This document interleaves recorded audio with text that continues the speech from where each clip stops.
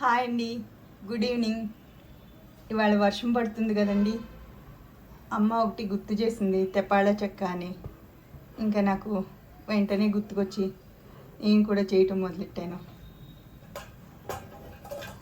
ఒకటి వేసానండి, ఇంకా రెండు ఉన్నాయి చేయాల్సినవి.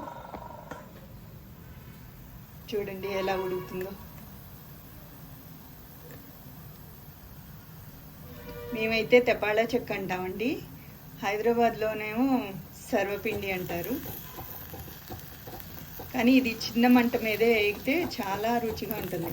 నేను బియ్యం పిండి ఎక్కువ ఎందుకని చెప్పి కొంచెం రాగి పిండి కూడా కలిపాను, అందుకని ఇలా ఉంది. హెల్త్ కాన్షియస్ రాగి పిండి కలిపాను. రెండు కలుపుకుని బియ్యపిండి రాగిపిండి కలుపుకుని చేసినా బాగుంటుంది.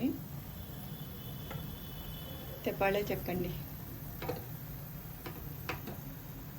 ఇంకా రెండు ఉన్నాయి చేయాల్సినవి.